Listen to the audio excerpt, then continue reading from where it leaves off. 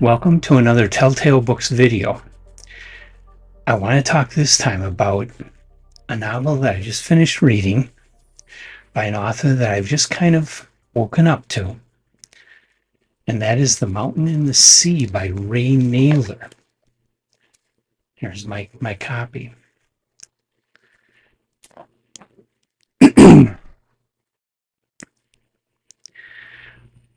I've heard a lot of good things about The Mountain and the Sea that prompted me to get curious and want to give it a try.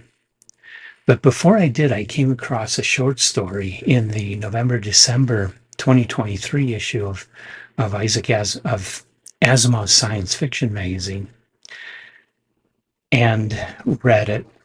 I like to try short stories because they're not a big commitment of time, and yet you still get kind of a taste for what that author is all about, how they write, what kind of style they have, what kind of characters they do, basically what they do as an author. You can, I mean, novels are a very different thing, but it's still the same person, it's still the same voice. So you do get a good taste of that author by reading a short story without making a big commitment. So I like to get introduced to authors through short stories, novelettes, before I move on to a full novel. 450 pages of commitment lasting over more than a week for me, because I'm a fairly slow reader. So I read that short story and I really liked it. It wasn't a top tale, it wasn't great, but it was very enjoyable and made me say, I gotta try The Mountain and the Sea. I was curious about it. I've heard a lot of good reviews, and here I read one of his short stories and really liked what Nayler was doing. And so I decided, gotta pick this up and read it. And because it's ocean, it's not sharks, but it is octopus, I contacted my friend Samantha at Bound and Tagged and said, "Do you want to do a buddy read?" And she said yes. So I bought and sent her a copy of The Mountain and the Sea, and the two of us buddy read it, and we enjoyed it. The Mountain and the Sea is about octopuses, and in particular,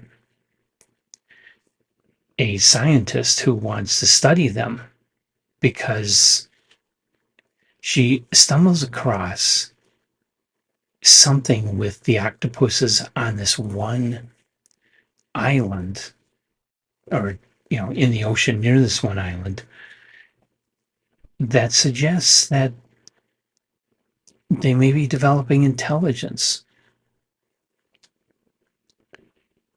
And so she wants to investigate. And she's sent there by a corporation that wants to, their specialty is artificial intelligence, and they want to study various structures of intelligence. So if octopuses are becoming consciously intelligent and making tools and developing a language, they want to know about it, because octopuses are very, very different from us. There's a lot of real science in this book, which I love. I'm not an oceanographer or a marine biologist, so the line where the science leaves off and the fiction starts is a little bit hazy here, but I'm pretty sure octopuses don't communicate and don't make tools the way that they do in this book. But a lot of the other things about them, I have come across statements around the internet that octopuses are more intelligent than you would think, that they aren't just dumb clams down there. There's one famous video on the internet, on social media, where an octopus squirts a light because it's bothering it. By squirting the light with water, it causes the light to shut off burnout.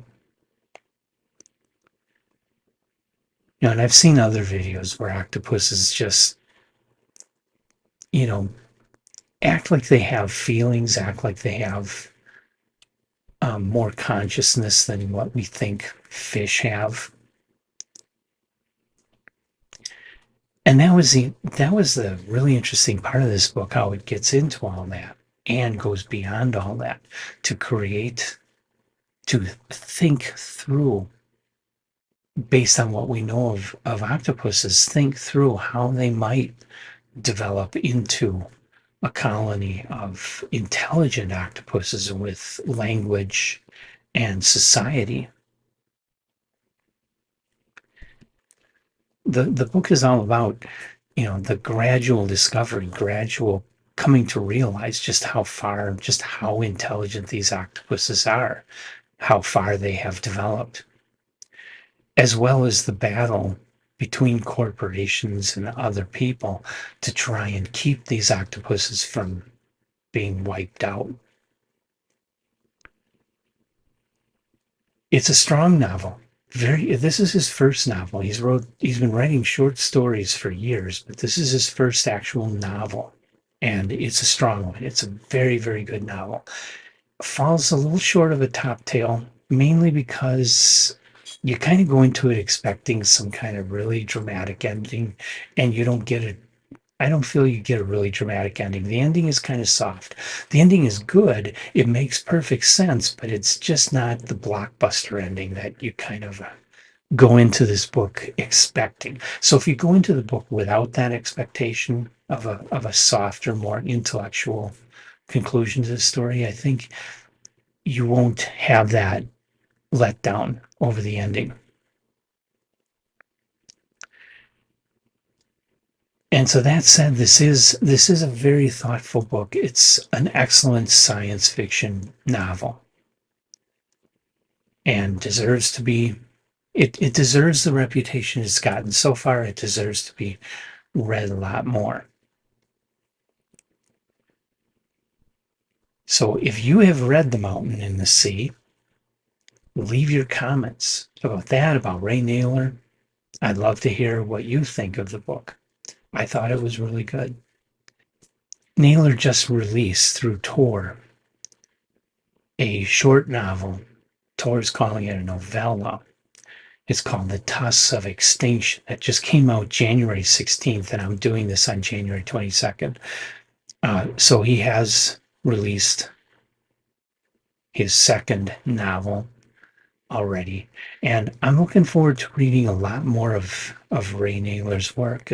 I'm loving what I've read so far. I think he has a lot of potential for writing some great science fiction in the near future. So let me know what you think.